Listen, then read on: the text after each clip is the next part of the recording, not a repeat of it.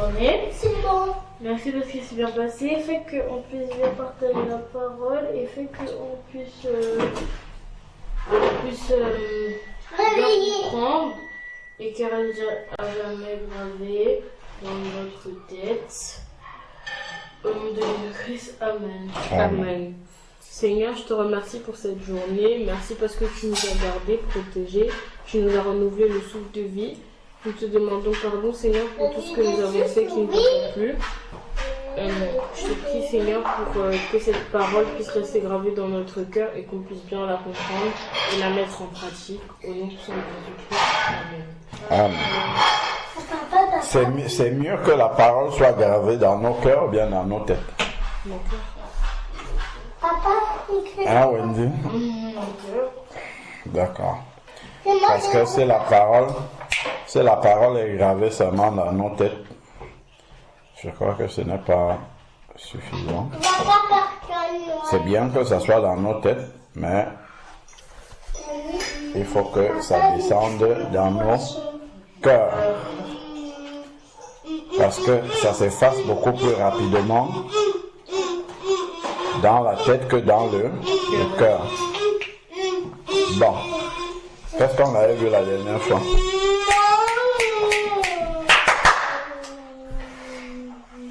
Qu'est-ce qu'on avait vu la dernière fois? Les moteurs et accélérateurs de prière. Non. Si, parce que c'était la prière, mais la partie 7. On avait vu l'obéissance et que Dieu n'exauce pas ceux qui font le mal, que la clé de l'exaucement à tout, c'est l'obéissance. On n'obéit pas à Dieu par intérêt et l'obéissance à Dieu est le parfum de nos prières. D'accord. L'obéissance à Dieu est le parfum de nos prières. Voilà.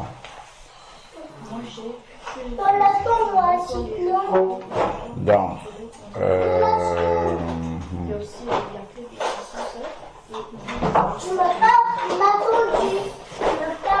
donc on en était à l'obéissance. Hein. C'est la parole de Dieu. Bon, on va finir sur la prière avant de... Parce qu'il y avait un autre sujet, mais il vaut mieux qu'on finisse d'abord sur la prière. On va faire ce sujet-là plus tard. Donc, parmi les moteurs d'accélération de la prière, il y avait la foi. Je pense qu'on a commencé par la foi. Ensuite, on a parlé de l'obéissance. Donc, maintenant, on va voir aussi demander au nom de Jésus. Il a écrit le poisson. Donc, le troisième moteur, c'est de demander au nom de Jésus. Donc, on va prendre pour cela Jean chapitre 14, verset 13. Si vous pouvez ouvrir Jean chapitre 14, verset 13. Sinon, je refais encore. Non, le milieu de la... Jean 14, verset 13.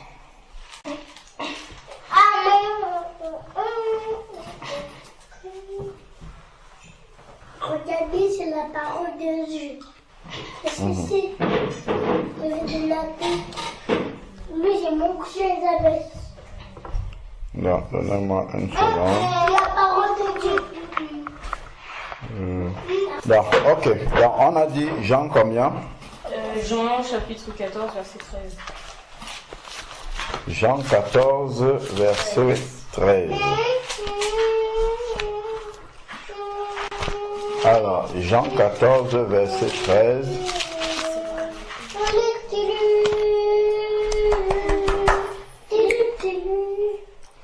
Alors,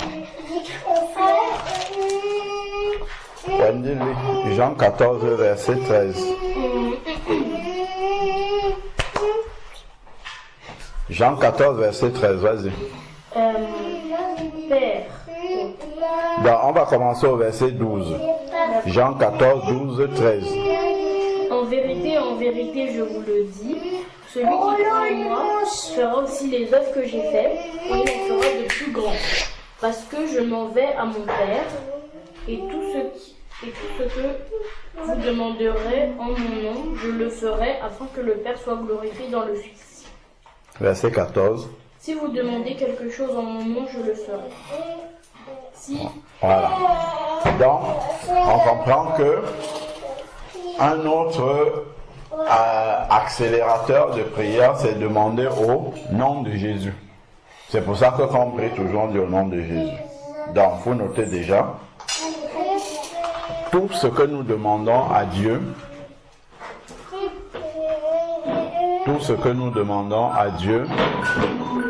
doivent être dans tout ce que nous demandons à Dieu, nous devons le demander au nom de Jésus.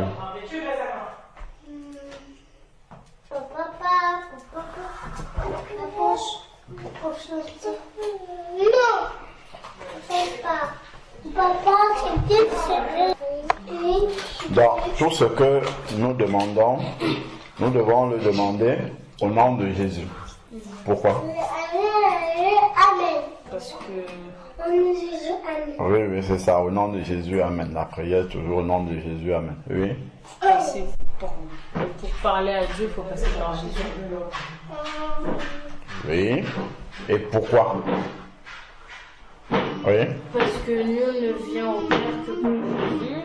Très bien, tout ce que vous dites, c'est juste, mais encore pourquoi? Parce que Jésus, c'est le seul intermédiaire entre Dieu et Dieu.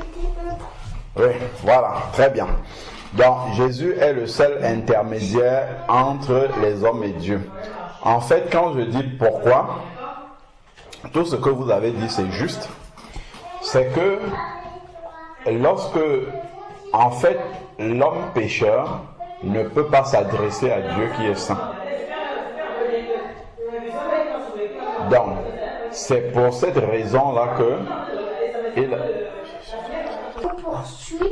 donc, en fait, on demande au nom de Jésus parce que la Bible nous dit déjà, oui, c'est bon, Joshua. Donc, la Bible nous dit déjà que il n'y a aucun juste parmi les hommes, pas même un seul. Tous ont péché et sont privés de la gloire de Dieu. Je crois que c'est dans Romains 3, verset 10. Tous les hommes ont péché et donc sont privés de la gloire de Dieu. Donc, les hommes n'ont rien à demander à Dieu. Ils ne méritent de rien demander à Dieu. Parce que aucun n'est juste devant Dieu pour mériter quoi que ce soit. D'accord? Donc, pour mériter quoi que ce soit. Donc, aucun homme n'est juste. C'est parce que Jésus est venu et que Jésus a satisfait à la justice de Dieu. C'est-à-dire que lui, il est venu, il est mort à la croix pour les péchés des êtres humains, que aujourd'hui les êtres humains peuvent normalement demander quelque chose à Dieu. Non pas parce qu'ils ont le mérite de pouvoir demander, mais parce que Jésus a mérité pour pouvoir demander quelque chose à Dieu. D'accord? Donc, quand vous avez dit « est l'intermédiaire », c'est vrai. Il est l'intermédiaire, pourquoi? Parce que lui, il a satisfait à la justice de Dieu. Parce que à partir du moment où l'homme a péché depuis Adam, il était coupé de Dieu. D'accord? Voilà. Donc, et quand Jésus est mort à la croix, la Bible dit qu'il nous a acquis un héritage. C'est-à-dire qu'il y a des bénédictions que Dieu a données aux êtres, que Dieu avait promis aux êtres humains, mais qui étaient perdus à cause du péché, d'accord, dans l'ancienne alliance, et que Dieu a remis à la disposition des êtres humains grâce au sacrifice de Jésus.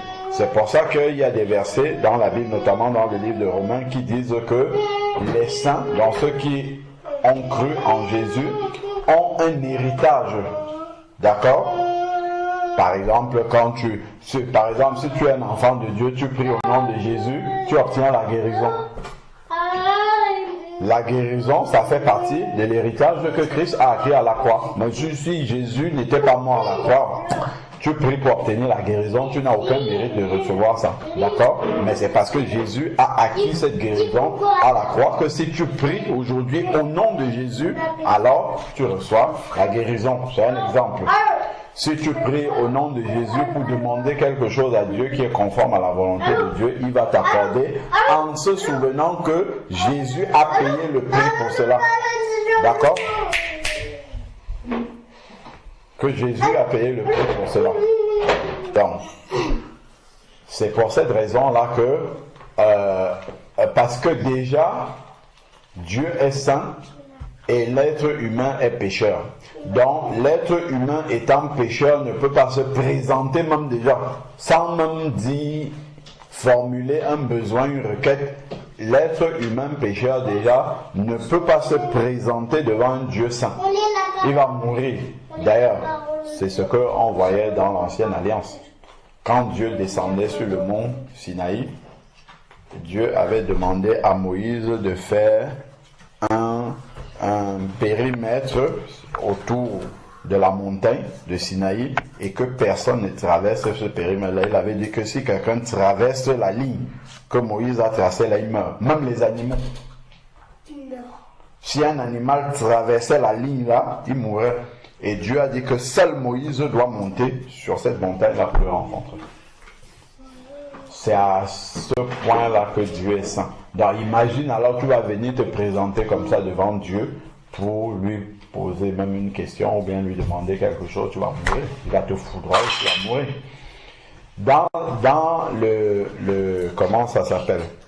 Dans le temple de Salomon, des Juifs, il y avait un endroit où Dieu se manifestait, c'était le lieu très saint. D'accord? Le temple de Jérusalem était divisé en 3 parties. Il y avait ce qu'on appelait le parvis extérieur, c'est là où tout le monde pouvait entrer.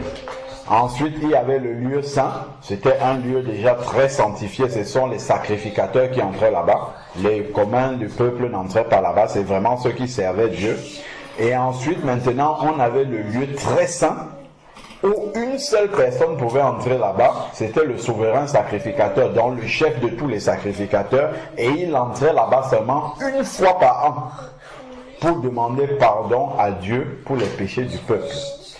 Et encore quand il entrait là-bas, et c'est là où il y avait l'arche de l'alliance, et sur l'arche de l'alliance, il y avait 2 chérubins. Il y avait 2 chérubins dont les têtes se touchaient comme ça, et au milieu des 2 chérubins, il y avait la présence de Dieu qui se manifestait. Et donc, seul le chef de tous les sacrificateurs, qu'on appelle le souverain sacrificateur, pouvait entrer dans ce lieu-là une fois par an pour demander pardon à Dieu pour les péchés du monde, des Israélites.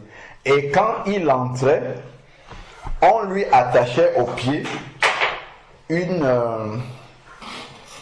on lui mettait au pied une chaîne, d'accord? On lui mettait au pied une chaîne sur laquelle il y avait des clochets, d'accord? Qui faisaient du bruit. Donc, tant qu'on entendait le bruit, d'accord, des clochets, parce que quand il marchait, son pied, quand ça se pose par terre comme ça, les clochets secouaient. Et on savait qu'il est encore en vie. Parce que lui-même, s'il entrait dans ce lieu-là, n'étant pas sanctifié, s'il avait des péchés en lui-même, il mourrait. Est-ce que vous avez compris? Je dis le chef de tous les sacrificateurs, il mourait. Et quand il mourait comme ça, personne ne pouvait entrer pour récupérer son cadavre. Parce que si quelqu'un entrait pour récupérer son cadavre, n'étant pas souverain sacrificateur et n'étant pas le seul jour où il peut entrer, la personne n'en mourrait. Donc c'est pour ça que sur le pied du souverain sacrificateur, on mettait une chaîne sur laquelle il y avait des clochets pour entendre les clochets et savoir qu'il est toujours en vie. Si on n'entendait plus les clochets, ça veut dire que le souverain sacrificateur est mort dans la présence de Dieu. Et donc qu'est-ce qu'on faisait? Comme la chaîne était sur sa jambe, on tirait la chaîne pour le faire sortir de là. Vous avez compris? Parce que personne ne pouvait entrer. Donc on le tirait à partir de sa jambe et on sortait son corps comme ça. Donc c'est pour montrer à quel point Dieu est saint. Donc tu imagines bien que la sainteté de Dieu telle qu'on le comprend là comme ça, on la comprend comme ça, en fait l'homme ne peut pas venir se présenter devant Dieu pour lui demander quelque chose.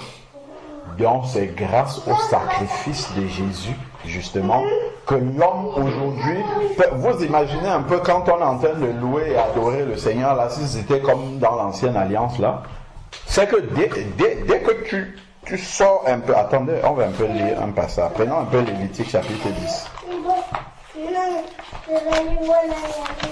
Lévitique, c'est, vous connaissez les 5 livres de Moïse. Voilà. Lévitique chapitre 10.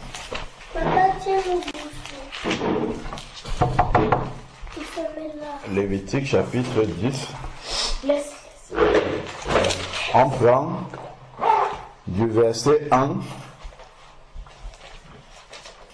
jusqu'au verset 4. Lévitique 10, verset 1 à 4. Wendy, tu lis, s'il te plaît. Les fils d'Aaron, Nadab et Abihu, prirent chacun un brasier. Un brasier. Un brasier. Ils mirent du feu et posèrent du parfum dessus. Ils apportèrent devant l'Éternel du feu étranger. Alors, attends, arrête-toi d'abord, je vais vous expliquer le contexte. Donc, en fait, quand les Juifs ont commencé à servir Dieu, quand ils sont sortis du pays d'Égypte, d'accord, Dieu a désigné le premier sacrificateur. C'était Aaron qui était le frère de Moïse, d'accord, et les deux fils de Aaron assistaient Aaron dans le service du Seigneur, d'accord, et Dieu avait dit que les souverains sacrificateurs, donc les chefs des sacrificateurs seront toujours les descendants de Aaron. Ok? Donc, les deux premiers fils de Aaron qui ont commencé à servir Dieu s'appelaient Nadab et Abihu. D'accord? Et là, ils sont en train de faire le service que Dieu avait demandé de lui faire. Dans les sacrifices, dans sa présence, tout ça. Donc, c'est ça qu'on est en train de raconter là. Donc, il y a un des services où il faut ramener du feu dans la présence de Dieu, ainsi de suite. Donc c'est ça qu'il raconte. Donc poursuit. On recommence.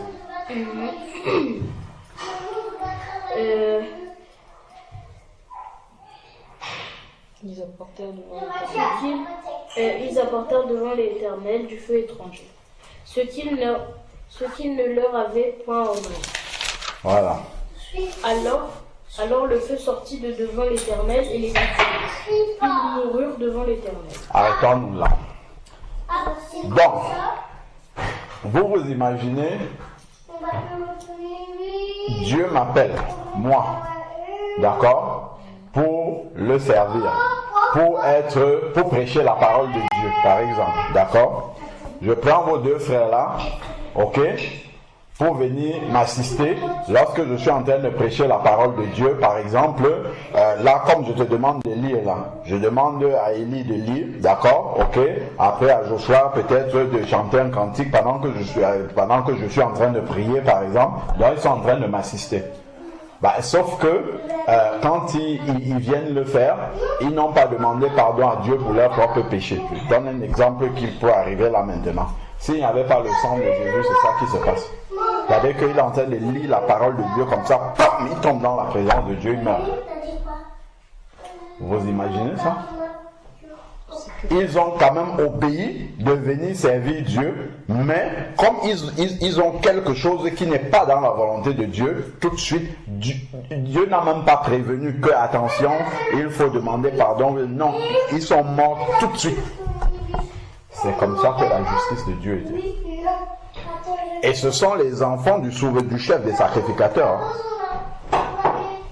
Ils ont ramené le feu étranger. Ça veut dire que dans le service de Dieu, ils ont juste fait quelque chose qui n'était pas exactement ce que Dieu a demandé. Ce n'est que ça.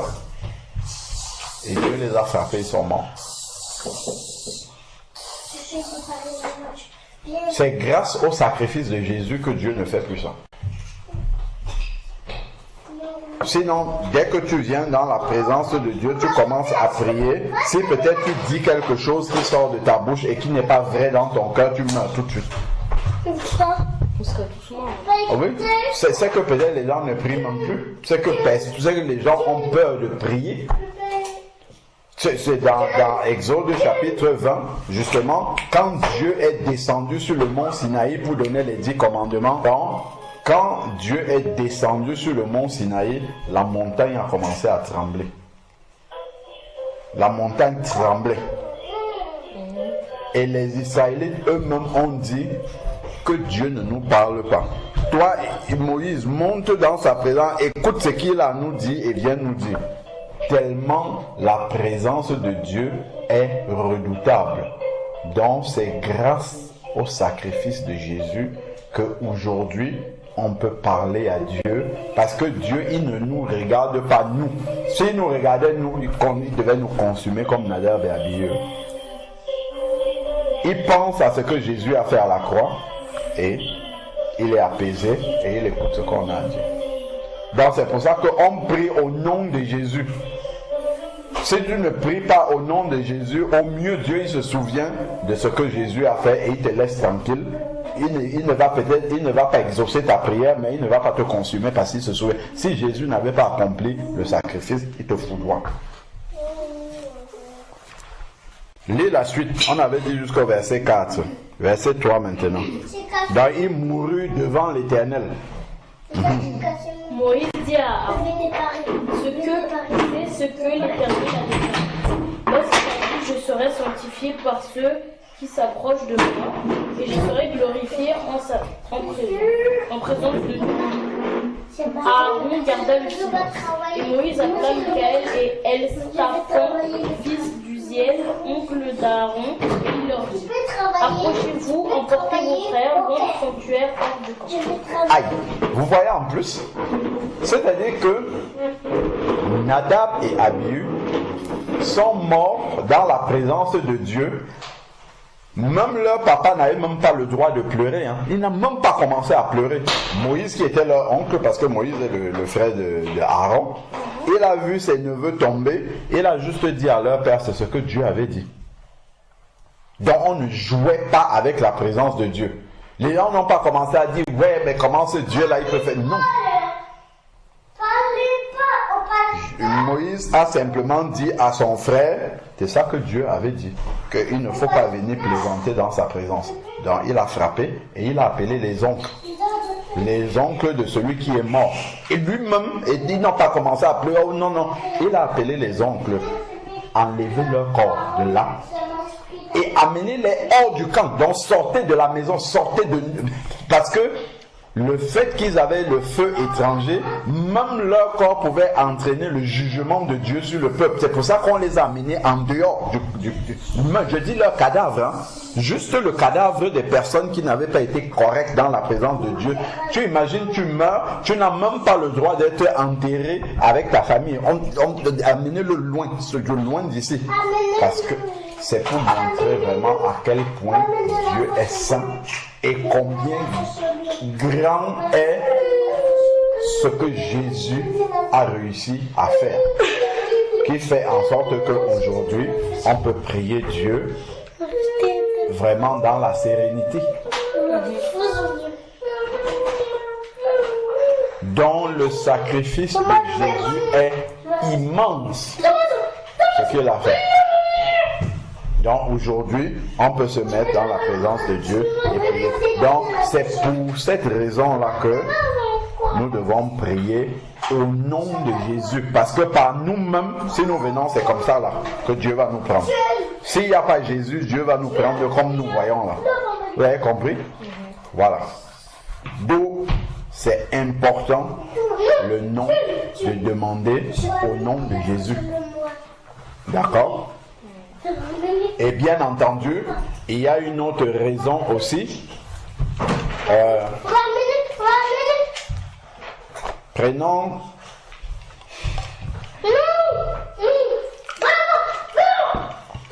Colossiens chapitre 2.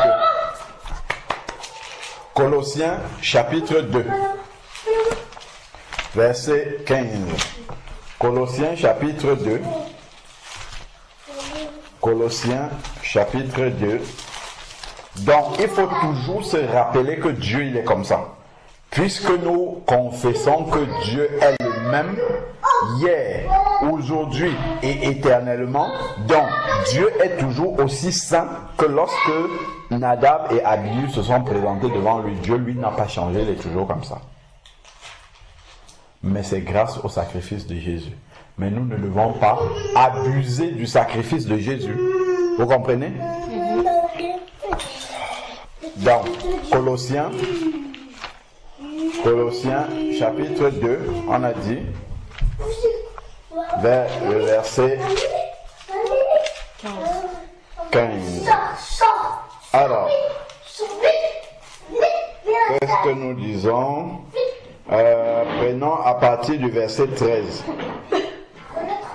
Vous qui étiez morts par vos offenses et par l'incirconcision de votre chair, Oui. il vous a rendu à la vie avec lui, en nous, faisant grâce pour toutes nos offenses.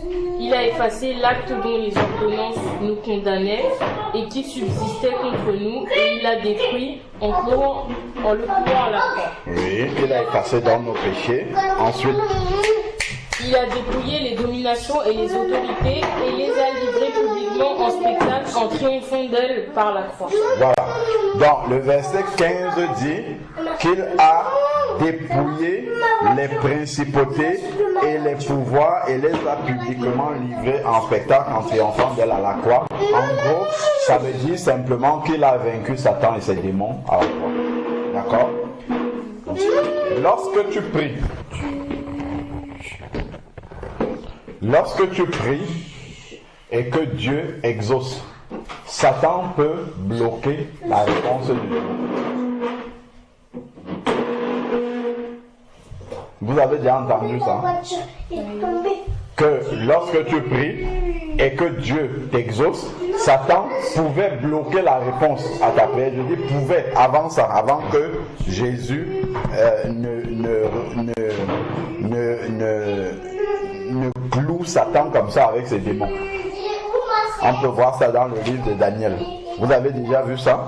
Quand Daniel a prié, il y a un ange qui est venu le voir et il lui dit, il a commencé à jeûner et prier, et un ange est venu lui dire, il a prié pendant 21 jours, et l'ange est venu lui dire que dès le premier jour où tu as prié, la réponse Dieu l'avait déjà envoyée, et moi je venais avec la réponse, et il y a le prince des démons de la Perse. Donc, dans le livre de Daniel, il est dit que dès le premier jour où Daniel a commencé à prier, Dieu a envoyé la réponse, mais le prince de Perse, c'est une entité démoniaque qui contrôle la ville, le pays de la Perse.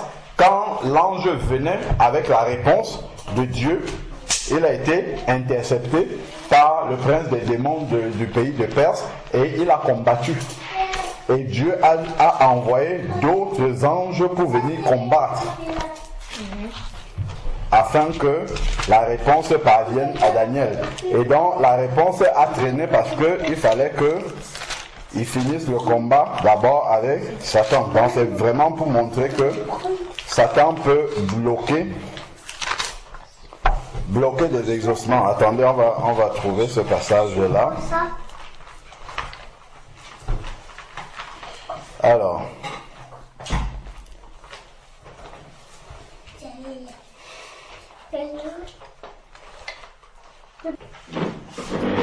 bon, prenons Daniel chapitre 10. Daniel chapitre 10. Je vais lire à partir du verset 1. Je vais lire ce passage, je vais lire seulement certains versets. C'est juste une parenthèse pour vous montrer que ça existe, ça existait. Alors, dans Daniel chapitre 10.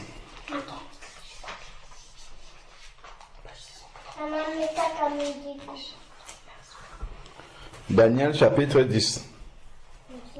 C'est bon?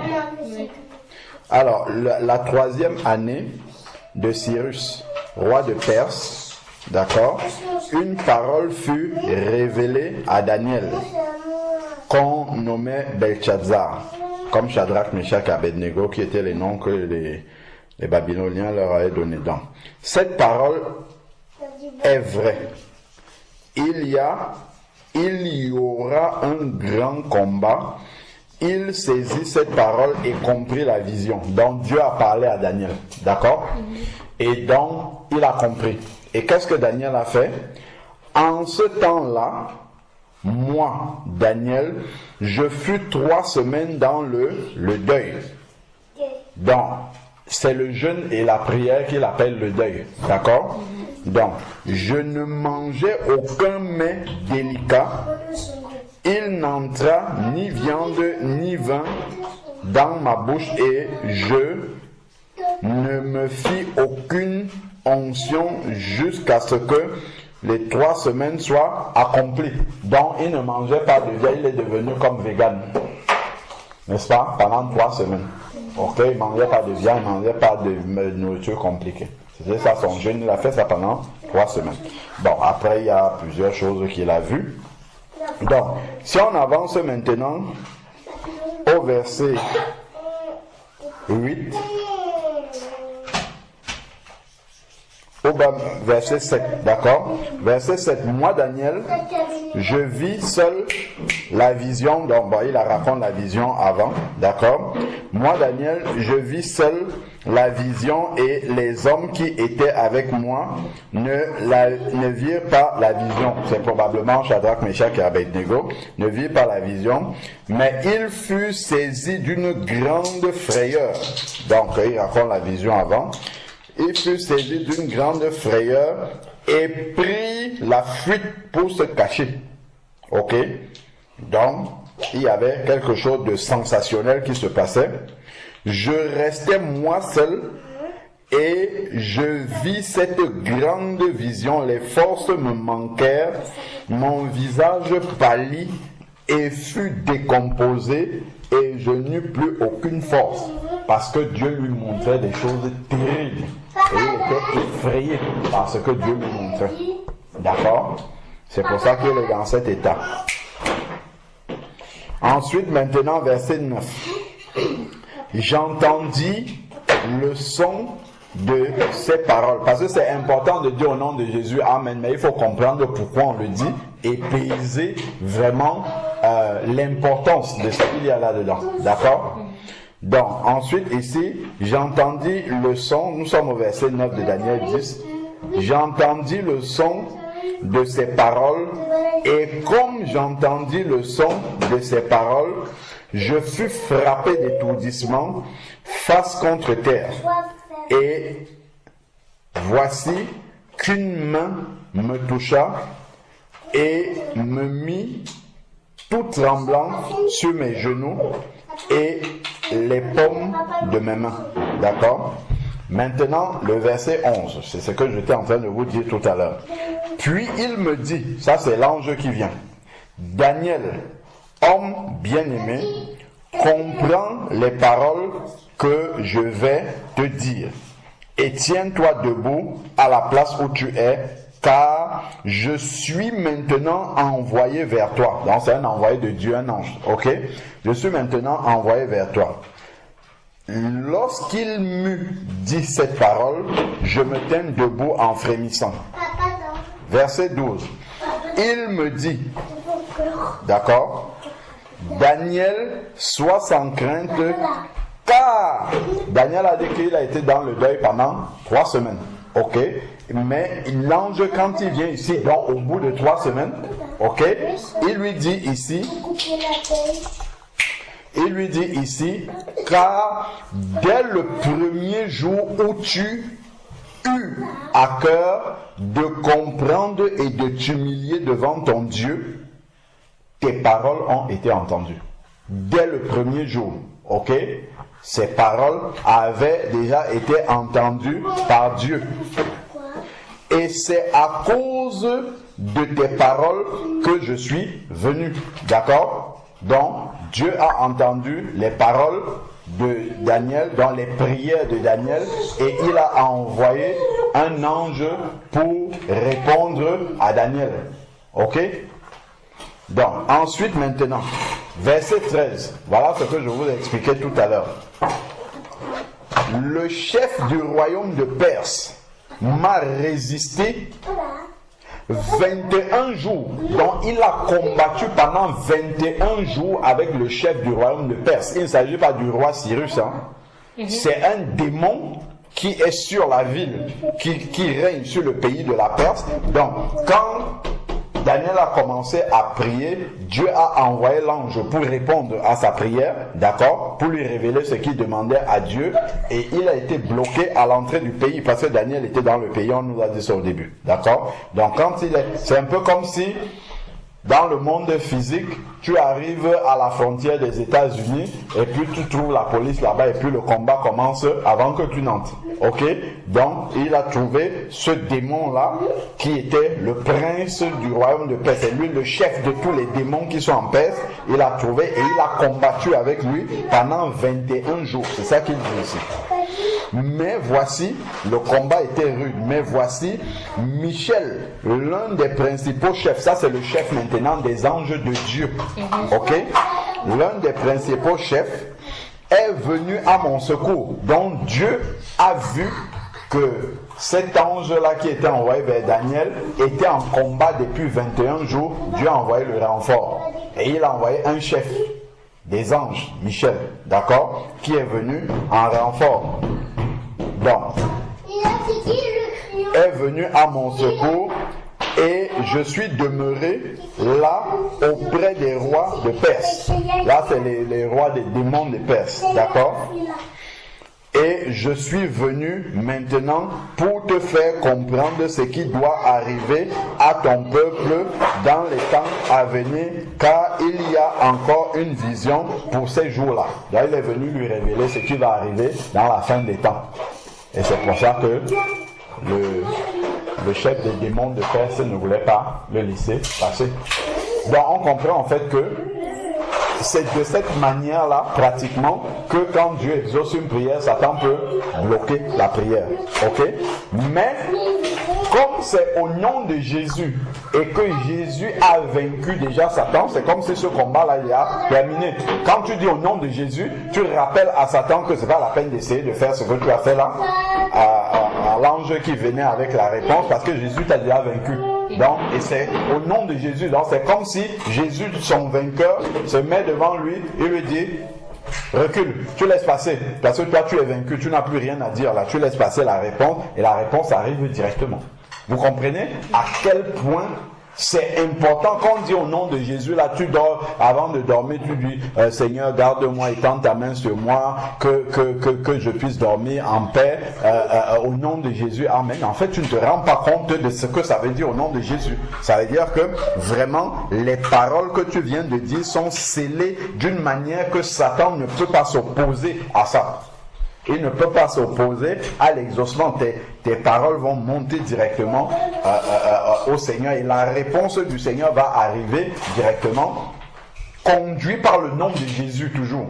Et Satan, quand il voit ce qui concerne Jésus, il n'a plus qu'une seule chose à faire, c'est de se prosterner et de respecter. Ça, on le voit par exemple, juste pour compléter, par exemple, lorsque Jésus, dans Matthieu chapitre 8, arrive dans le pays de Gadara. Et il y avait un démoniaque qui était tellement habité par les démons, il avait une force démoniaque que personne ne pouvait le dompter, donc le maîtriser. Donc lui, il vivait dans les sépulcres, on l'enchaînait, on lui mettait des chaînes, il arrivait à rompre les chaînes. Est-ce que vous imaginez la force qu'il avait? Donc il vivait dans les cimetières et personne n'osait passer dans les cimetières là-bas. Mais quand Jésus est arrivé sur la barque, comme ça, sur les Gadaréniens, lui là, que personne n'arrivait à dompter, il a couru pour venir voir Jésus. Donc il a reconnu qui était Jésus et il s'est prosterné devant lui. Et les démons en lui ont parlé et lui dit, toi fils de Dieu, es-tu déjà venu nous tourmenter avant le temps? Donc on voit que Satan qui était en lui reconnaît la puissance de Jésus. Donc de la même manière, quand les exaucements au nom de Jésus vont arriver, si les démons veulent essayer, ça va se passer comme le fou de Gadara. Ils vont reconnaître la puissance de Jésus juste en voyant que c'est au nom de Jésus et ils vont se prosterner, ils vont dire, ah, ça là, nous on ne peut pas essayer de combattre. Tu comprends? Vous comprenez vraiment quelle est la grandeur de demander quelque chose au nom de Jésus. Non seulement parce que Jésus a déjà payé le prix à la croix, mais il y a aussi cet aspect-là de Satan qui n'a aucun droit de toucher parce qu'il a été dépouillé à la croix. Et on voit qu'il a, dans le passé, là, avec le passage de Daniel, Satan a déjà essayé de s'interposer aux exaucements de la prière la prière de quelqu'un d'un saint, Daniel, qui priait Dieu. D'accord? Donc c'est quelque chose qui existait et Jésus a vaincu tout ça. Ça fait partie des choses que Jésus a acquis à la croix, en sorte que Satan ne peut plus s'opposer à cela. C'est pour ça, par exemple, que quand on chasse les démons, quelqu'un qui est possédé par un démon, quand on chasse les démons au nom de Jésus, les démons ils sont obligés de partir parce qu'ils sont déjà vaincus à la croix. Sinon, ils devaient s'opposer et ne pas vouloir partir des personnes qui sont possédées par des démons. Mais quand on prie au nom de Jésus, ils sont obligés de partir parce que on leur rappelle juste que il y a 2000 ans, vous avez été vaincus à la croix. Donc, au nom de Jésus, sortez d'ici et ils sont obligés de partir. Oui, j'ai deux questions. Une qui est importante, l'autre non. Oui. En fait, c'est que si, quand on prie le soir avant de dormir, et qu'on dit au nom de Jésus à la fin, et qu'on prie par exemple pour pas faire de cauchemars, mais qu'on fait quand même des cauchemars la nuit, pourquoi? On ne doit pas. Ça ne doit pas arriver. Soit, effectivement, des cauchemars peuvent arriver. Je sais même pas, oui. Des cauchemars peuvent arriver. Dieu peut laisser. Certaines fois, ça n'arrive pas tout le temps. Dieu peut laisser certaines fois, parce que c'est important aussi, qu'il nous permette de voir spirituellement comment il nous protège la nuit. Parce que quand tu dors seulement, tu te lèves le matin, tu n'as rien vu, tu as l'impression que tout est normal. Alors que les anges ont peut-être passé la nuit autour de ton lit à combattre, à mener des combats. Mais comme toi, tu ne sais pas, tu as dormi jusqu'au matin, tout va bien, tu as prié au nom de Jésus. Donc tu ne sais même pas l'importance de cette prière-là. Moi, ça m'est déjà arrivé d'oublier de prier un soir ou bien d'être très fatigué, je n'ai pas prié. Mais à peine je me couche, là tout de suite tu vois des choses, des combats et tout ça. Et là tu te réveilles, tu commences à prier. Ou alors même tu peux avoir prié, mais Dieu permet que tu vois ce qui est en train de se passer, mais il va te protéger. Tu vois? Mais il te permet de voir pour que tu sois conscient que lorsque tu pries là, c'est pas un amusement, c'est vraiment parce qu'il y a un combat. Pourquoi? Parce que Satan, il sait qu'il lui reste peu de temps, il veut éliminer tous les enfants de Dieu. Parce que non seulement ces enfants de Dieu là n'iront pas au ciel et iront en enfer avec lui, c'est ça sa volonté, mais en plus, les enfants de Dieu qui normalement, ceux qui sont des enfants de Dieu consacrés, ils travaillent à détruire les œuvres des ténèbres comme Jésus. Donc, ils sont opposés à lui. Donc, plus il élimine les enfants de Dieu, moins il a de résistance pour faire ce qu'il a envie de faire. Donc, il veut éliminer le maximum d'enfants de Dieu. Comme il est lâche, le moment le plus propice pour venir éliminer les enfants de Dieu, c'est quand ils dorment. Quand ils ne sont pas conscients, donc ils dorment, donc ils ne peuvent même pas élaborer une stratégie d'attaque et tout ça là, donc ils dorment, mais Satan il vient, il en profite. Moi je me rappelle, la semaine dernière, j'ai eu un rêve, j'étais couché comme ça, j'étais en train de dormir, j'ai eu un rêve dans lequel j'ai vu, il y avait des personnes que je voyais et il y avait une femme que j'ai vue en passant comme ça, une femme qui était habillée en tissu peint et tout ça et tout. Je regardais des personnes comme ça, il y avait beaucoup de personnes. Et quand j'ai vu cette femme-là, intérieurement, je me suis dit, cette femme-ci, elle ne doit pas être simple. Ça doit être une femme qui spirituellement est, comme on dit souvent, chargée, c'est-à-dire qu'elle doit être possédée. Quand je la vois, elle est normale, mais quand je la vois, je sens qu'il y a quelque chose qui n'est pas normal dans cette femme-là. Bon, Ça m'a juste traversé l'esprit comme ça. Et puis, bon, après, le rêve a continué. Je ne sais plus ce qu'il y avait. Et puis, ensuite, je me suis retrouvé, je ne sais pas si c'était à la maison ou quoi, et j'étais dans les escaliers, et là, il y avait une femme en bas, en tissu de paille, qui montait, et moi je descendais les escaliers. Et il y avait un membre de la famille, je ne sais plus qui était plus haut dans les escaliers. Donc, la femme en bas, qui est en train de monter, moi au milieu, en train de descendre, on devait se croiser, et le membre de la famille qui était en haut. Et donc, le membre de la famille, il me présente cette femme-là qui est en train de monter. Il dit, c'est la veuve de... Il a donné le nom d'un oncle. Voilà, c'est sa veuve. Il dit, ah bah ouais, bah tiens, oui. Bon, moi je connaissais l'oncle, mais sa femme, je connaissais pas. Il dit, ah ouais, bah tiens, c'est ça. D'accord, ok. Et quand elle lève le visage, je vois que c'est la femme que j'avais vue.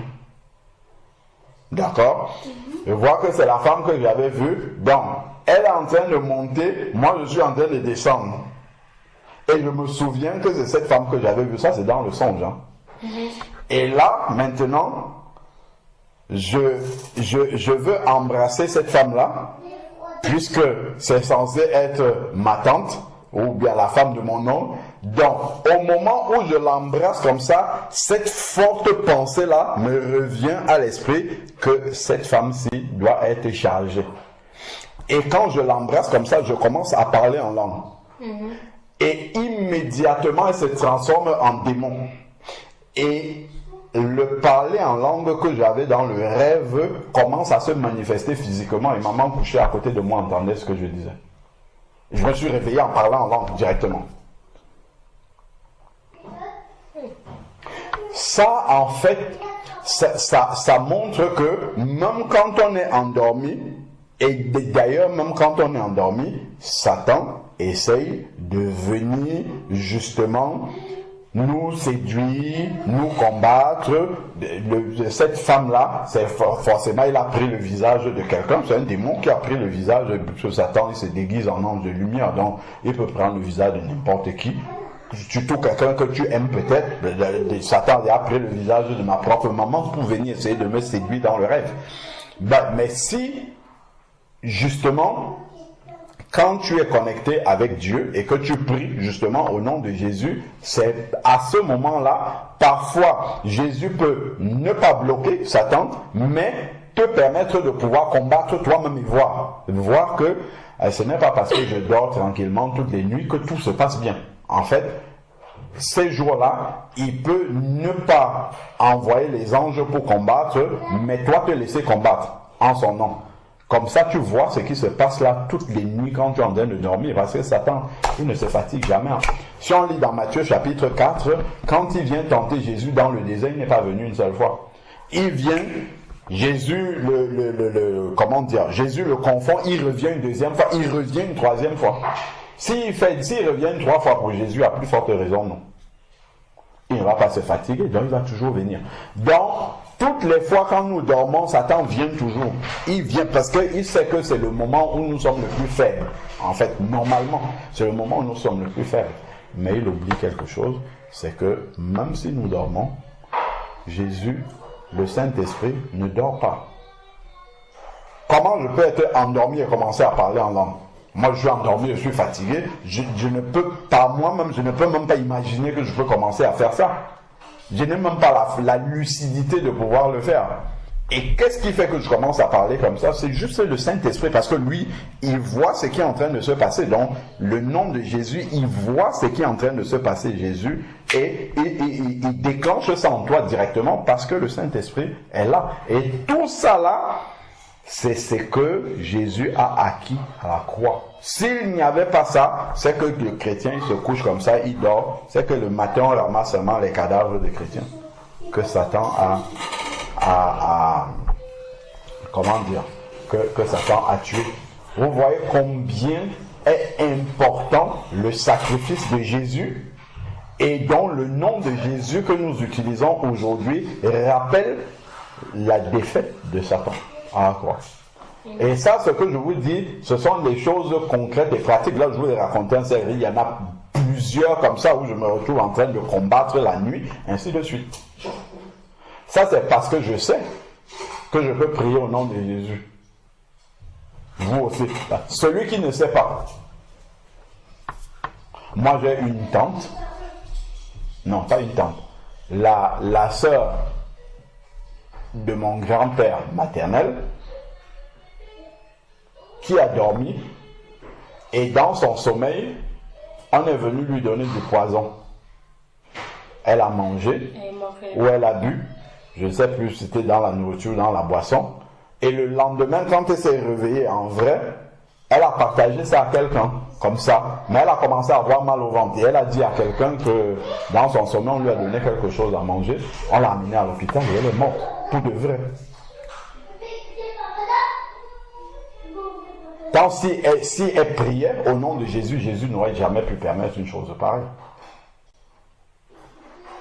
Si elle priait au nom de Jésus, elle aurait pu combattre ça directement, comprendre que en fait, elle a eu une attaque du diable pendant qu'elle était en train de dormir et elle devait prier au nom de Jésus, même si elle avait pris ça pour contrecarrer, empêcher ce qui devait se mettre. Bon, elle n'a peut-être pas pris au sérieux, elle a partagé à quelqu'un, mais ce que le diable avait fait, ça s'est accompli quand même, jusqu'au bout.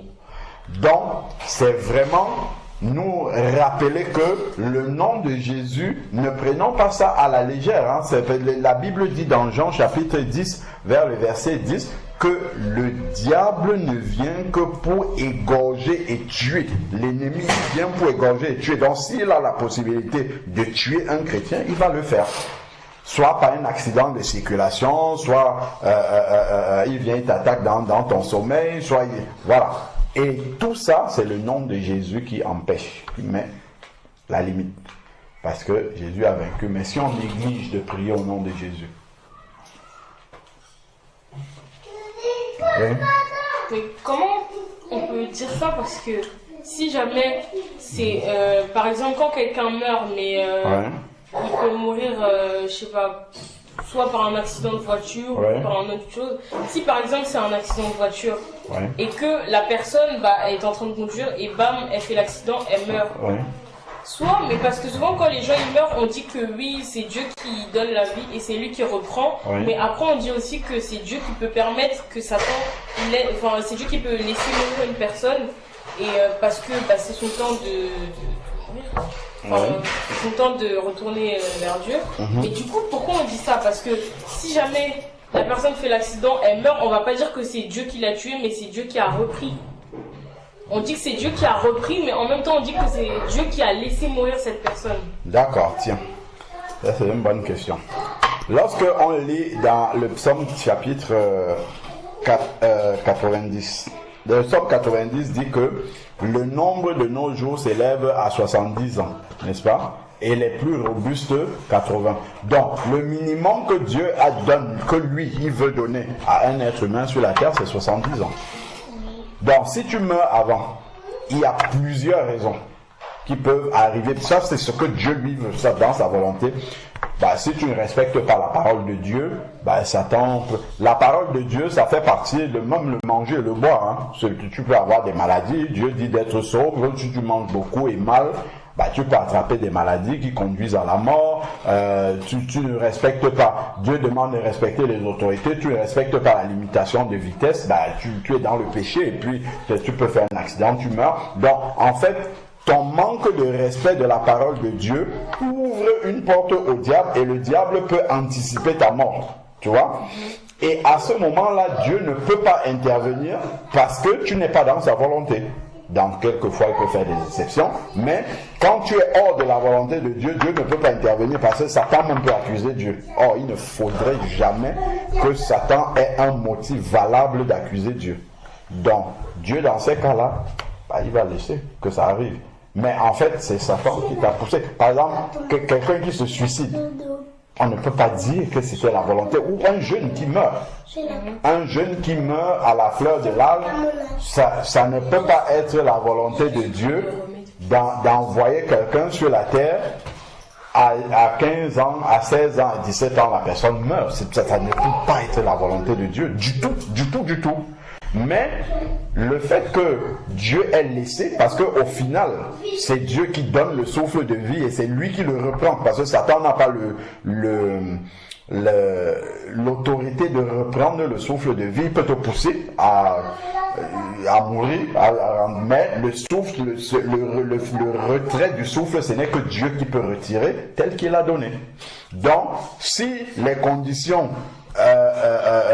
Satan a réussi à trouver la faille pour que les conditions soient réunies pour que tu meurs, bon, Dieu va retirer le souffle de vie, tu vois, mais ça n'a pas été sa volonté. Sa volonté n'était pas que la personne meure aussi jeune, tu vois, mais Satan a réussi par un concours de circonstances. Jean-Baptiste, par exemple, Jean-Baptiste, il est mort très jeune. Il est mort très jeune, mais ça ne peut jamais avoir été la volonté de Dieu qu'il meure à ce moment-là. Mais Hérode l'a mis en prison, et après la fille de la femme d'Hérode a demandé la tête de Jean-Baptiste. On a coupé la tête de Jean-Baptiste, mais ça ne peut pas être la volonté de Dieu. Mais Satan a trouvé une occasion qui a fait en sorte que cela devienne possible, que la durée de vie de Jean-Baptiste soit écoutée, alors que Dieu, dans le psaume 90, a dit que les êtres humains doivent vivre au moins 70 ans. Alors que Jean-Baptiste, Jésus dit, c'est le plus grand de tous les prophètes, hein. C'est le plus grand de tous les prophètes, mais Satan a quand même trouvé une faille pour arriver à écouter la vie de Jean-Baptiste. Après, Dieu, dans sa souveraineté, pour lui, c'est pas le temps qu'on vit sur la terre qui est important, c'est l'éternité. Donc, si tu seras sauvé quand même, bon, Dieu, c'est pas... Satan pense qu'il a vaincu, oui. Mais en réalité, Jean-Baptiste n'est pas parti en enfer, il est parti avec Dieu. Donc, voilà, c'est encore mieux même là où il est que quand il était sur la terre, tu vois. Donc, Satan pense que, bon, le fait que Jean-Baptiste soit parti avant, ça a permis à Satan de continuer un travail que Jean-Baptiste empêchait par sa prédication, parce que les gens se convertissaient, ainsi de suite. Ça a permis à Satan de gagner encore certaines personnes que Jean-Baptiste, par sa prédication, aurait peut-être conduit à changer de voie. Donc, Satan, tout ce qu'il peut grappiller, il va toujours prendre. Donc, en fait, c'est ça. Au final, c'est quand même Dieu qui retire le souffle de vie, mais Satan peut anticiper cela. Et si Dieu se trouve dans une situation où, parce que Dieu est juste, et il doit être juste envers tout le monde, même envers Satan. Donc, si Satan trouve une raison, il trouve une possibilité où Dieu ne doit pas intervenir, où Dieu ne peut pas intervenir parce que dans sa parole, il a déjà dit quelque chose. Bon. Oui. Mais pourquoi Dieu il faudra pas Satan? Ah, parce que le temps n'est pas encore arrivé. Et Satan est un grand serviteur de Dieu. Hein? Satan est un grand serviteur de Dieu. Déjà, à la base, Satan était le plus grand de tous les anges de Dieu. Ça, vous le savez au moins. Et il s'est rébellé contre Dieu, il a été expulsé. En quel sens il est un grand serviteur de Dieu? En fait, quand je dis serviteur de Dieu, c'est pas qu'il sert les intérêts de Dieu. Attention. Par serviteur de Dieu, en fait, il est au service de la volonté de Dieu sans le savoir. Il ne veut pas faire la volonté de Dieu, mais il aide Dieu à faire sa volonté. Ok? Parce que Dieu a créé l'homme libre. Par exemple, Adam, il a dit à Adam, le jour où tu mangeras du fruit de l'arbre, tu mourras. Mais si Satan n'était pas là pour tenter Ève, Adam n'aurait même pas été, confronté à la possibilité de manger ou de ne pas manger. C'est parce que Satan est venu attiser l'appétit de Ève qu'elle a mangé et que Adam a mangé derrière. Mais si Satan n'était pas là, Adam probablement aurait toujours obéi au commandement de Dieu, mais bon, Dieu, il lit dans les cœurs, il saurait, mais Adam lui-même peut-être pourrait penser qu'il aime beaucoup Dieu, il obéit à Dieu, mais c'est parce qu'il n'a jamais eu la possibilité de faire autrement. Il n'a pas été tenté. Mais quand tu es tenté et que tu, par exemple, les parents te disent, je sais pas moi, il faut être poli envers les gens, tu as la liberté d'être poli ou de ne pas être poli. Si tu décides d'être poli, c'est parce que tu obéis à tes parents et que tu les aimes. Mais tu sais que tu peux ne pas obéir. Donc si tu obéis, c'est parce que tu respectes tes parents. C'est parce que tu veux faire ce que tes parents et honorer tes parents en respectant ce qu'ils te disent.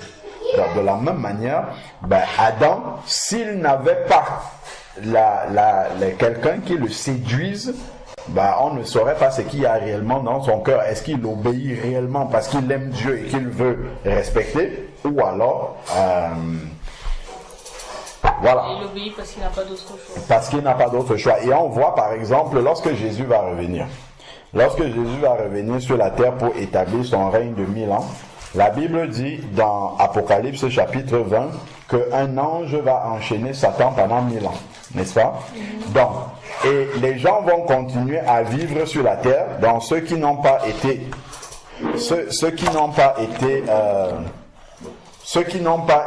tués pendant le régime de l'Antichrist vont continuer à vivre sur la terre, et c'est sur eux que l'Église ressuscitée va régner pendant 1000 ans.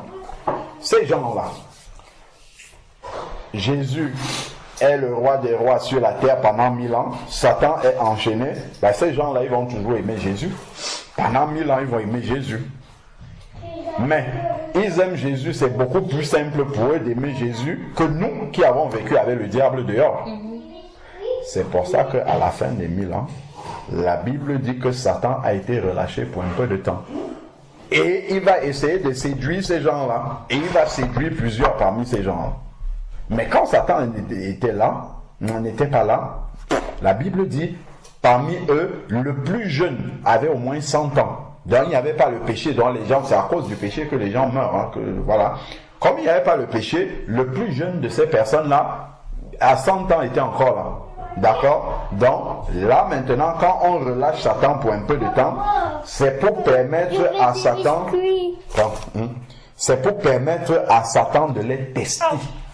Pour qu'on voit réellement, est-ce qu'ils ont obéi pendant les 1000 ans là à Jésus parce qu'ils l'aiment, ou bien parce que ils n'ont pas eu le choix, il n'y avait pas quelqu'un pour essayer de leur montrer une autre voie de désobéissance. Vous comprenez? Et donc, Satan était déjà enchaîné. Dieu aurait pu le prendre et le jeter directement dans le lac de feu. Mais c'est pas ce qu'il a fait. Il l'a lâché pour un peu de temps, pour qu'il vienne le servir. C'est pour ça que je disais que Satan est un serviteur de Dieu. Pour qu'il vienne permettre aux gens qui ont vécu là pendant les 1000 ans de règne de paix sur la terre, de voir est-ce que réellement ils ont obéi par amour pour Jésus, ou bien parce qu'ils n'ont pas eu le choix. Donc parmi eux là, il y en a encore que Satan va réussir à séduire, parce que leur cœur va être exposé. Ça serait très facile. Je prends par exemple le cas, il y a des personnes qui sont devenues des moines, qui vivent dans les monastères, d'accord? C'est facile pour eux d'obéir à toute la parole de Dieu, parce qu'ils sont coupés du monde. Ils n'ont pas, bien que même là-bas ils peuvent pécher, mais ils ont moins de tentations que ceux qui sont immergés dans le monde où tu vas passer, quelqu'un va t'insulter, tu vas peut-être avoir tendance à répondre, quelqu'un va mal se comporter, ou bien quelqu'un va te faire... Ils ont moins de contact avec le monde extérieur, donc c'est plus facile d'obéir. Mais si tu prends les moines là, les plus entre guillemets obéissants à la parole de Dieu, tu les prends, tu les mets dans le monde normal, tu vas voir que eux-mêmes ils vont peut-être se découvrir comment dire, ils vont être pires que peut-être même ceux qui vivent là tous les jours dans le monde. Vous comprenez? Donc tout ça là pour juste nous montrer la grandeur du nom de Jésus, du sacrifice. La grandeur du sacrifice de Jésus. Donc quand on prie au nom de Jésus, il y a vraiment de grandes choses derrière ce que nous disons au nom de Jésus. Il y a vraiment beaucoup de choses que nous ne mesurons pas toujours, mais qui se cachent derrière le fait de dire au nom de Jésus ceci. D'accord? C'est pour ça qu'il dit, tout ce que vous demanderez à mon nom, je vous le donnerai. Et si c'est Jésus qui donne cela, Satan ne peut pas s'opposer. Vous avez compris? Voilà. Est-ce que tout ce qu'on a dit là vous a éclairé sur beaucoup de choses que vous ne saviez pas quand vous dites au nom de Jésus dans votre prière? Oui. Voilà, oui. C'est juste une question qui est un peu hors sujet, mais c'est quand même sur le sujet. Oui. En fait, pour les gens qui restent pour la grande tribulation aussi, ils résistent, ils sont tués, ils vont aller au ciel ou pas? S'ils résistent, oui, ils vont aller au ciel. C'est ce qui est écrit dans le livre d'Apocalypse. Que ceux qui ne prennent pas la marque de la bête vont aller au ciel. Mais réussir à aller se faire tuer comme ça, tu as déjà vu quelqu'un qui accepte de se faire tuer comme ça, c'est pas quelque chose qui est simple. Hein? C'est pas quelque chose qui est simple. Tu peux accepter qu'on te jette comme ça. Tu sais qu'on va te jeter au lion. On vient de te dire, regarde seulement le vaccin là. Les gens ont pris le vaccin alors que c'était même pas encore grave. On ne jetait pas les gens au lion. Mais les gens prenaient déjà le vaccin comme si, voilà, on a juste mis quelques restrictions aux gens. Tout le monde était prêt à prendre le vaccin. Tu imagines si on te dit aujourd'hui que oui, voilà, ben si tu ne prends pas la marque de la bête, on va te brûler vif, on va te prendre comme ça, on te met sur le feu, on te laisse brûler jusqu'à la fin, ou bien on va te prendre comme ça, on va te jeter au lion. Est-ce que tu imagines ça? Toi, les lions qu'on voit là à Beauval, on te prend comme ça, on te jette au milieu de, je sais pas moi, d'un espace où il n'y a que des lions ou des fauves. Est-ce que tu imagines que quelqu'un peut accepter ça? Ben, vite fait, tu vas dire, mettez ici, mais bon, sauf que quand on te met ça, tu sais que c'est la perdition éternelle. Donc, même si il y en a qui ne vont pas prendre, parce que la Bible dit que beaucoup ne vont pas prendre la marque de la bête, mais c'est pas quelque chose de simple, hein. C'est pas quelque chose de simple. Tu imagines déjà vivre dans un monde où presque tout le monde a pris la marque de la bête. Regarde seulement quand on a vécu la période du Covid. Quand tout le monde autour de toi déjà a pris le vaccin, c'était pas simple déjà. Juste ça. Alors que on n'était pas encore dans quelque chose de très compliqué. Donc tu imagines partout où tu passes, à l'école, tout le monde, les profs, tout le monde, même pour entrer dans ton collège, il faut que tu montes la marque de la bête, ainsi de suite. Tu vas faire comment? Donc oui, la réponse c'est ça. Ceux qui ne prennent pas la marque de la bête seront sauvés, mais pour ne pas prendre la marque de la bête, ça ne sera pas quelque chose de simple. Ça ne sera pas du tout quelque chose de simple. Parce que venir refuser quelque chose et accepter de se faire tuer. Moi seulement, souvent quand je suis sur la chaise du dentiste et qu'il est en train de me torturer les dents, je me dis si déjà j'ai du mal comme ça avec le dentiste, si vraiment je dois passer par la grande tribulation et qu'on doit réellement me torturer, parce que là le dentiste n'est même pas en train de me torturer, il y a des choses pour lesquelles il met l'anesthésie, donc je me dis si seulement ça déjà, j'ai du mal à supporter comme ça, ben, imaginons si on te dit bon allez hop on va t'arracher les dents à vif comme ça là, c'est pas pour te soigner hein, mais c'est pour te torturer. Tu imagines ça, juste ça, on te dit allez hop aujourd'hui on va te pocher un œil, demain on va, ce n'est pas que tu vas mourir facilement comme ça que bon ok comme un condamné à mort, tu injectes une injection, tu dors et puis tu te réveilles. Maintenant ça sera des morts cruelles, ça sera des morts atroces, parce que ça sera des morts pour donner l'exemple à d'autres. Comme les premiers chrétiens. Les premiers chrétiens, ceux qui gardaient la foi, on les prenait parfois, on les donnait aux lions. On les mettait, vous savez ce qu'on appelle les colisées, non? Oui. Voilà. Donc, les gens sont dans les gradins comme un stade de foot, comme les gens qui vont voir le foot, mais au milieu, c'est pas un match qu'on est en train de voir, ce sont des gens qu'on a pris et qu'on a donnés aux lions. Et les autres sont en train d'applaudir comment les lions sont en train de les bouffer. Et on dit que des chrétiens chantaient les louanges du Seigneur en étant bouffés par les lions comme ça. Quand j'imagine ça seulement, je dis waouh. Est-ce que nous on serait capable de faire ça? Même déjà beaucoup moins que ça, on a déjà régné la foi à plus forte raison. Moi je pensais que les martyrs, c'est eux qui auront la couronne de gloire. Oui, les martyrs, oui, on les voit. Donc, il faut comprendre que les morts de la grande tribulation, ça va être des morts atroces parce que l'Antéchrist qui va faire ça va vouloir montrer l'exemple aux autres, de ne pas essayer de résister à la marque de la bête. Donc ça ne sera vraiment pas simple du tout.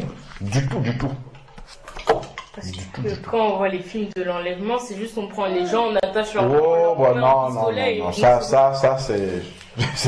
c'est light, c'est très light par rapport à ça. Ça va passer, on te met juste le pistolet. Déjà il y a des musulmans, on leur met le pistolet, ils préfèrent qu'on le tue, ils le tuent mort, mais là ça sera vraiment des gens décapités.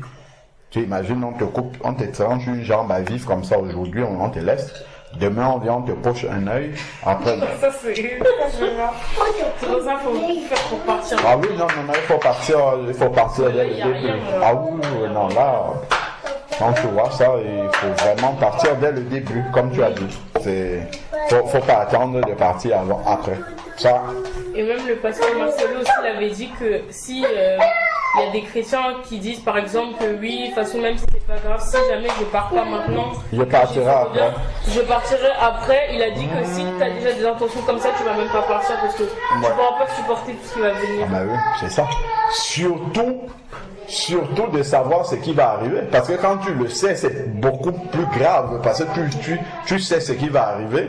Encore les païens qui ne savent pas qui va découvrir au fur et à mesure. Bon, certains pourront se convertir et peut-être résister. Mais toi qui le sais déjà, ce que tu auras comme peur déjà à l'intérieur. Parce que tu sais déjà ce qui va arriver. Ça ne sera pas évident du tout. Du tout. Donc, le nom de Jésus est grand et ouvre toutes les portes. Donc, il y avait un deuxième verset. Là, on n'était qu'au premier verset. Il y avait un deuxième verset que je voulais lire. Là, on avait dit Jean 14, verset 13. On a lu, voilà. Dans tout ce que vous demanderez en mon nom. Jean 16, verset 23. Donc, comme ça, on clôture directement avec demander au nom de Jésus. Jean chapitre 16, verset 23.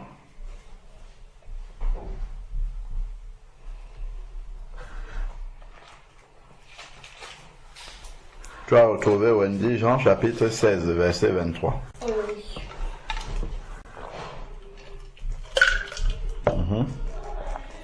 Jean 16, 23. En ce jour-là, vous ne m'interrogez plus sur rien. En vérité, je vous le dis, ce que vous demanderez au Père en mon nom, il vous le donnera. Voilà. Donc, ce que vous demanderez à mon Père en mon nom, je vous le donnerai. Voilà. Donc, ça, c'est la puissance du nom de Jésus. Maintenant, on va terminer sur juste un dernier aspect. Est-ce que n'importe qui vient comme ça, il se met et il demande quelque chose au nom de Jésus et tout ce qu'on a dit là, ça s'accomplit? Prenons, et on va finir par là, 2 Timothée chapitre 2 verset 19. 2 Timothée 2 verset 19.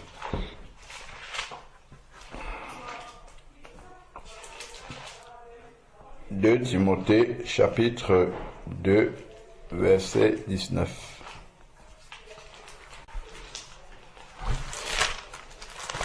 Alors, 2 Timothée 2, verset 19. Qu'est-ce qui est écrit? Néanmoins, le solide fondement de Dieu reste debout, avec ses paroles que lui servent de sceau. Le Seigneur connaît ceux qui lui appartiennent, et quiconque prononce le nom du Seigneur qui s'éloigne de l'iniquité. Voilà. Donc, l'iniquité, c'est le péché. Quiconque prononce le nom du Seigneur s'éloigne de l'iniquité. Donc celui qui dit au nom de Jésus doit fuir le péché. En quelque sorte, celui qui dit au nom de Jésus et qui vit dans le péché, en fait, là, il s'oppose. Je pense d'ailleurs qu'il y a un verset qui dit que celui qui... Alors, attends, je vais vous donner mon verset là.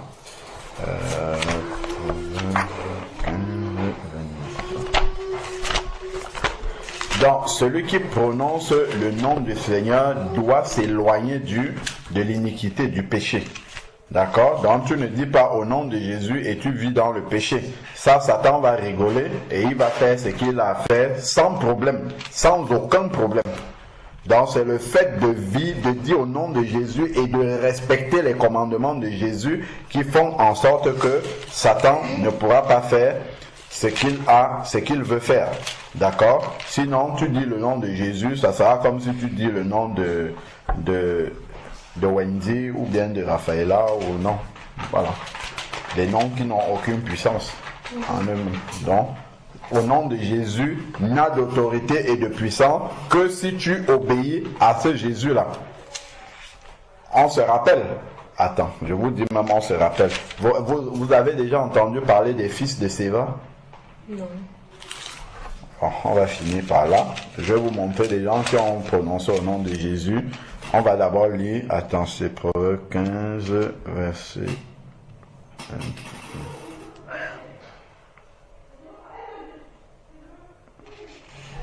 1. Donc, oui. Dans la prière, attendez, je vais essayer de trouver ce verset-là. Ah, le verset que je cherchais. Lisons un peu Proverbe 15, verset 8. Proverbe 15, verset 8.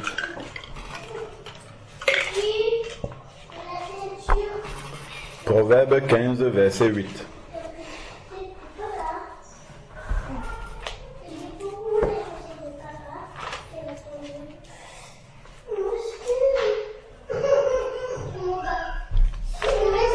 Proverbe 15, verset 8.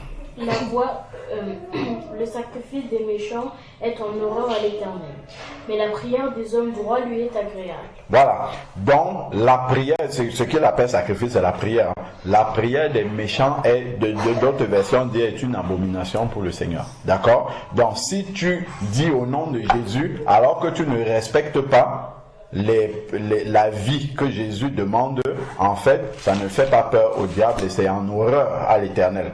D'accord? Donc, il ne suffit pas juste d'habiller ta prière avec au nom de Jésus, mais si tu n'obéis pas à ce que Jésus demande, c'est en horreur à l'Éternel et ça n'a pas la puissance de tout ce qu'on a dit du nom de Jésus là tout à l'heure. Ok? Donc, c'est au nom de Jésus, mais il y a une condition pour prononcer le nom de Jésus, c'est qu'il faut s'éloigner du péché, de l'iniquité. Ok? Regardons donc, je vous ai parlé des fils de Séva, on va aller lire ça et on va terminer par là, c'est dans Actes, le livre des Actes. Alors, que je vous retrouve ce passage-là, vous allez être un peu bien enseigné là-dessus. Très bien, prenons Actes chapitre 19 à partir du verset 13, si vous pouvez lire. Attendez, on va même lire, c'est plus intéressant de commencer un peu plus haut. Acte 19. Acte 19, on peut lire Acte 19 à partir du verset 10. Cela dura 2 ans, de sorte que tous ceux qui habitaient l'Asie, juifs et grecs, entendirent la parole du Seigneur Jésus. Et Dieu faisait des miracles extraordinaires par les mains de Paul, au point qu'on appliquait sur les malades des linges ou des mouchoirs qui avaient touché son corps, et les maladies les quittaient. Et les esprits malins sortaient. Vous imaginez? On prend juste ça, tu vois, cette chaussette-ci, ça me touche comme ça, on pose sur les malades sont guéris. Juste parce que ça avait touché Paul. Continuons. C'était les miracles extraordinaires. Quelques exorcistes juifs ambulants essayèrent d'invoquer sur ceux qui avaient des esprits malins le nom du Seigneur Jésus en disant « Je vous conjure par Jésus que Paul prêche ». Ceux qui faisaient cela étaient 7 fils de Séva, juifs, l'un des principaux sacrificateurs. L'esprit malin leur répondit « Je connais Jésus et je sais qui est Paul, mais vous, qui êtes-vous » Et l'homme dans lequel était l'esprit malin s'élança sur eux, s'en rendit maître et les maltraita, de telle sorte qu'ils s'enfuirent de cette maison nus et blessés. Vous avez compris? Ils sont venus chasser les démons, mais il dit « Sors au nom de Jésus que Paul prêche ». Et les démons ont répondu. Ils lui ont dit, nous on connaît Paul, on connaît Jésus, mais toi qui es-tu? Tu n'as pas le droit de nous chasser. Et ils ont foncé sur ces personnes-là, ils les ont brutalisées, et ces personnes qui priaient au nom de Jésus que Paul prêche, ont été déshabillés totalement, ils sont sortis de celui chez qui ils voulaient chasser les démons nus, et tout le monde les a vus. Et ça, d'ailleurs, on le dit que ça a été raconté après. Je crois que c'est le verset suivant. Oui. Cela fut connu de tous les Juifs et de tous les Grecs qui demeuraient à Éphèse, et la crainte s'empara de tous. Amen. Vous avez compris ce qui se passe quand on prononce le nom de Jésus sans vivre comme Jésus demande? Les démons ont l'autorité sur nous et vont même nous pourchasser. Donc il ne suffit pas juste de dire au nom de Jésus ceci. Non, jamais. Tu dis au nom de Jésus, déjà, si tu pries pour demander les choses qui ne concernent pas les démons, bon, déjà tu dis au nom de Jésus, ok, à la limite, Dieu ne va peut-être pas répondre parce que, voilà, tu ne le connais pas. Il peut te faire la grâce de répondre s'il veut, mais il n'en a aucune obligation. Par contre, si tu peux pas tenter les démons sur leur terrain et que tu dis au nom de Jésus, sortez d'ici ou tout ça, là, c'est ça qui va arriver. Oui. Parce que les démons, ils connaissent ceux qui ont le droit de prononcer le nom de Jésus et ceux qui ne l'ont pas. Puisque c'est eux qui te séduisent pour que tu vives dans le péché et que tu fasses les péchés, donc ils savent que tu as péché.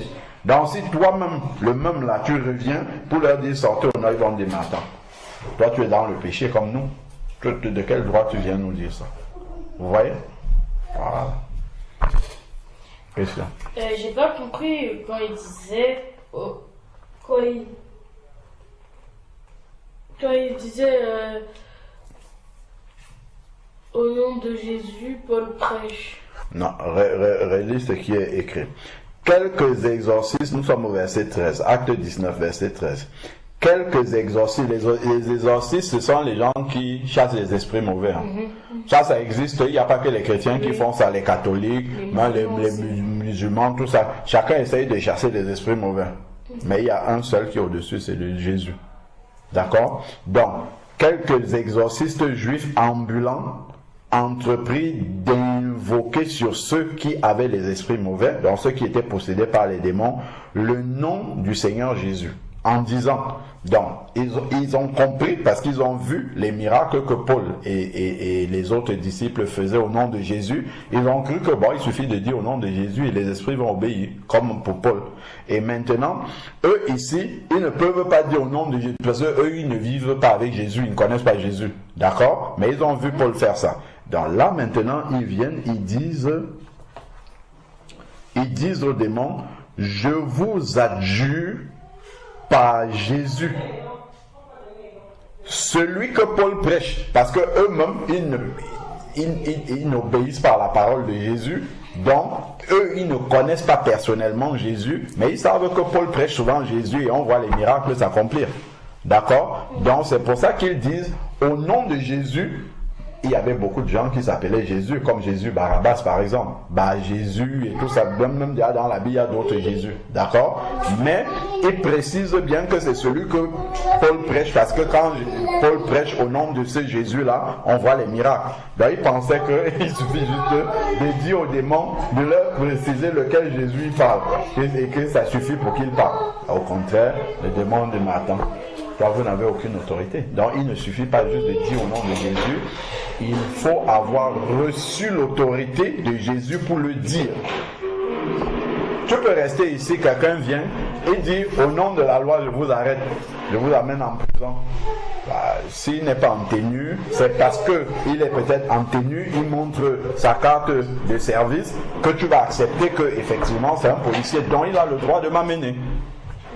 D'accord? Mais si quelqu'un, n'importe qui, il circule là dehors en civil, il s'arrête là, il sonne, il dit descendez ici, monsieur Alain Patrick, je vous amène au commissariat, vous pensez qu'il veut le suivre? Ça peut être un bandit qui veut m'amener pour, je ne sais pas moi, pour faire n'importe quoi de moi, ainsi de suite, je ne vais pas le suivre du tout. Il faut qu'il me prouve qui il est, l'autorité qu'il a et pourquoi il veut m'amener. D'accord? Voilà. Donc c'est la même chose avec les démons. Si tu lui dis au nom de Jésus, il faut qu'il sache que tu as reçu le mandat et l'autorité de pouvoir le faire. Sinon, ils ne vont pas obéir du tout. Et ils ont le droit de ne pas obéir. Ok? Bon, vous avez compris beaucoup de choses sur le nom de Jésus. Hein? Ça, c'est très, très important de comprendre et de savoir que pour que le nom de Jésus soit puissant dans notre bouche, nous devons être obéissants à la parole de Dieu. Nous devons fuis le péché, fuis l'iniquité, fuis la désobéissance, ainsi de suite. Et ça, c'est tous les désobéissants, désobéir aux parents, désobéir aux professeurs, désobéir aux autorités, ainsi de suite. D'accord? Voilà. Donc, voilà. Donc, quels sont les sujets de prière que vous avez identifiés? Que Dieu nous aide à ne pas utiliser le nom de Jésus n'importe comment. Voilà. D'ailleurs, c'est même un commandement. Quand Dieu dit de ne pas utiliser son nom en vain, voilà, invoquer son nom en vain, voilà. Ne pas évoquer le nom de Jésus en vain. Donc, c'est le premier sujet de prière. Oui. Le deuxième, que quand on veut invoquer le nom de Jésus, que Dieu nous pardonne tous nos péchés pour que quand on invoque le nom de Jésus, on soit pur. Ça, en fait, Dieu ne va pas le faire. Sinon, il le ferait. Pourquoi il le ferait? Pourquoi il ne le ferait pas pour n'importe quel païen qui dit au nom de Jésus, comme pour eux là? C'est toi, dans ton âme et conscience, qui dois te repentir. Dieu ne va pas te pardonner automatiquement les péchés sans que tu ne t'aies repenti. Tu comprends? Donc, avant de prier au nom de Jésus, il faut se repentir déjà. Vous comprenez? Il faut se repentir avant, d'ailleurs, pour que nos prières puissent monter. Puisque la Bible dit dans Isaïe chapitre 59 que la main de Dieu n'est pas trop courte pour sauver et son oreille n'est pas trop dure pour entendre, mais ce sont nos péchés qui nous cachent sa face. Donc à cause de nos péchés, les oreilles du Seigneur sont bouchées quand nous prions. Il bouche ses oreilles. Ses oreilles sont bouchées, ça n'arrive pas. À cause les péchés bouchent les oreilles du Seigneur. Vous voyez? Donc quand les prières arrivent, nos péchés ont bouché les oreilles du Seigneur, donc il n'entend pas.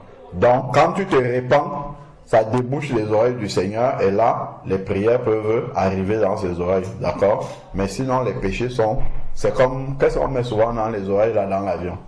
Les bouchons d'oreilles. Voilà, les bouchons d'oreilles, voilà. Dans tes péchés, en fait, ce sont les bouchons d'oreilles dans les oreilles du Seigneur.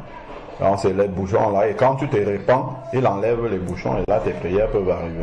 Vous comprenez? Voilà. Donc, se rappeler toujours de la puissance du nom de Jésus et de la nécessité de s'éloigner du péché pour jouir toujours de la puissance du nom de Jésus. Ça c'est un sujet de prière, de se rappeler toujours, de ne pas oublier que pour que le nom de Jésus nous soit favorable et puissant, il faut s'éloigner du péché. Amen. Donc, on va prier pour ces deux sujets. Toi, tu avais dit de ne pas utiliser le nom du Seigneur en vain. Et le deuxième, c'est de toujours se rappeler que pour utiliser le nom du Seigneur, c'est le complément. Pour utiliser le nom du Seigneur, il faut s'éloigner du péché. De ne jamais oublier ça. Amen. Bon, allez-y, pour prier. Donc, je vais commencer. Seigneur Dieu, nous te bénissons encore pour la richesse de ta parole. Merci parce que tu nous as permis de bien comprendre encore, Seigneur, aujourd'hui, combien puissant est le nom de Jésus. Et vraiment, aide-nous à nous souvenir que ce nom est puissant et vraiment tout ce qu'il y a comme grâce et héritage derrière le nom de Jésus. Et que lorsque nous prononçons ce nom, Seigneur Père éternel, que nous puissions nous éloigner du péché et de l'iniquité et que nous n'utilisons pas ce nom-là en vain pour tout et n'importe quoi. Seigneur Dieu, que lorsque nous prononçons le nom de Jésus, que nous soyons sérieux dans nos cœurs en sachant tout ce qu'il y a derrière le nom de Jésus. Père, que nous ne blasphémions pas sur le nom de Jésus, que nous ne plaisantions pas sur le nom de Jésus, que Seigneur Dieu, nous utilisons le nom de Jésus pour des choses sérieuses. Seigneur Père, des choses pour lesquelles notre cœur est totalement en accord et que notre conscience même éternelle Dieu est pure devant toi. Béni sois-tu encore. Merci pour la richesse de ta parole.